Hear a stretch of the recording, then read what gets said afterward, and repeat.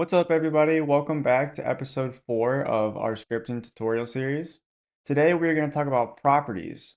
So, properties should be pretty self-explanatory on what a property is. It's basically a color, a shape, a transparency, how reflective it is. Just anything about what it is a property. So, you have like your material, the name, whether it's locked and you can interact with it or not, like its size, all of those things are properties. So I'm going to select our brick from last time. And as you can see in the properties panel, you can see like brick color. I could set it to brown. I could set the transparency to 1 and it would be invisible or whatever you want the number to be. You can affect reflectancy. All of the properties are in the properties panel. But what you're here for is to learn how to script it. And that's what I'm going to show you now. So you may want to first go to our block from last time and click on the script and uncheck the enabled button. So our script from last time will not affect anything else that we're doing this time. And it will not run when the game starts.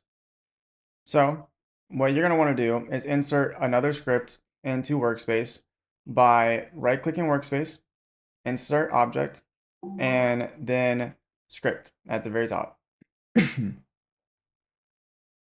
So we can get rid of the print hello world.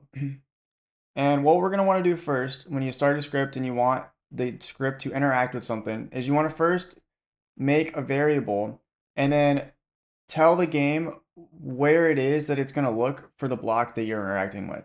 So the way you would tell the game what to look for is first you type game, then our block is located in workspace, which is a subsection of game.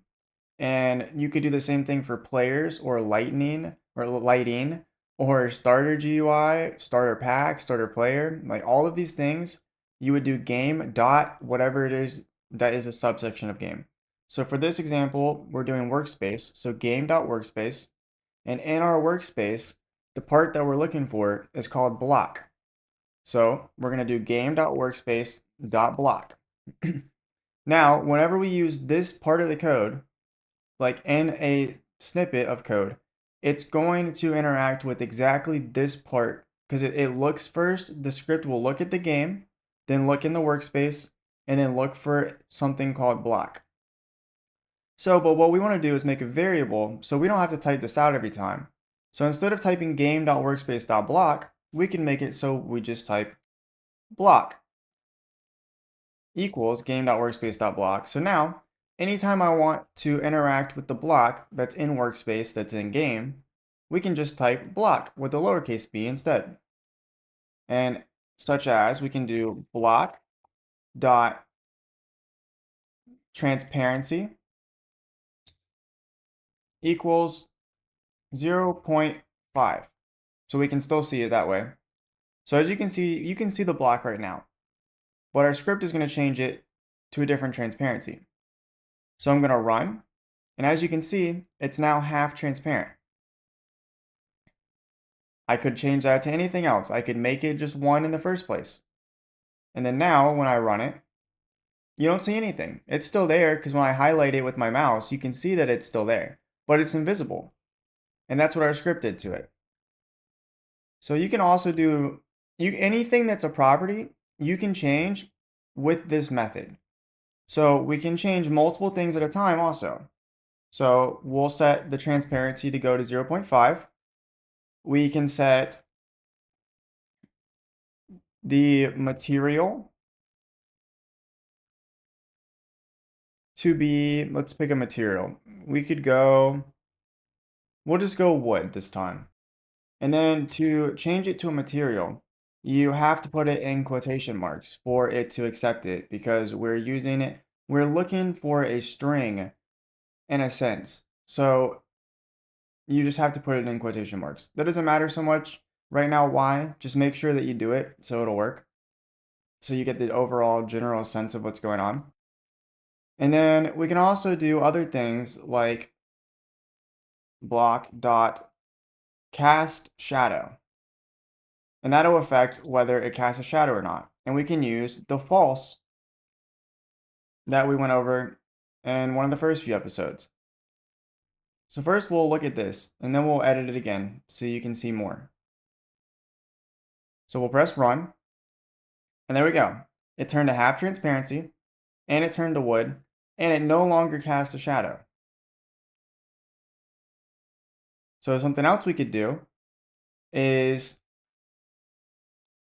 we could do wait 3 seconds, and we'll go over more of waiting later, but it just basically makes the script, when it gets to this line, the script pauses for 3 seconds and then continues on. So then we can do block dot transparency equals 0 to set it back to how it was, and then block dot material, and then we'll go with metal this time. So now if we go and we run the script, it changes like it did the first time, and then 3 seconds later it goes to the next part of the script where it changes it to metal, and it changed the transparency back. As another good example, we are going to move this up in the air. We're going to make sure it's anchored so that way it can't fall. Oh, I'm in the way. There we go. So you're going to make sure it's anchored so it can't move and the gravity doesn't affect it. And then we're going to go into our script.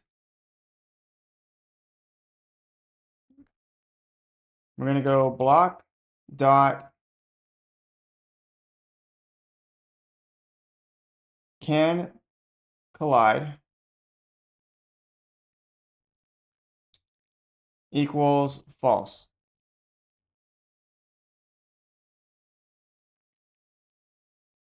And then when we get into the game, we're going to press play. We're going to get in, and I can no longer touch it.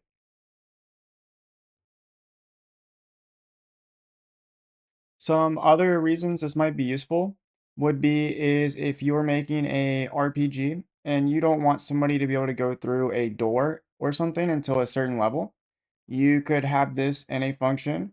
So when they are a certain level, that player that is of the required level is able to go through the door. But any player that's not that level would be blocked by it and they would not be able to go through the door. So you can use these in many different ways, and it can be very useful if you use it in the right way. But that's all for this episode. Thank you for watching. If you want, make your own kind of code like this. Drop it in the comments. Show me what you're working on. And if you have any questions, please ask, and I'm here to help.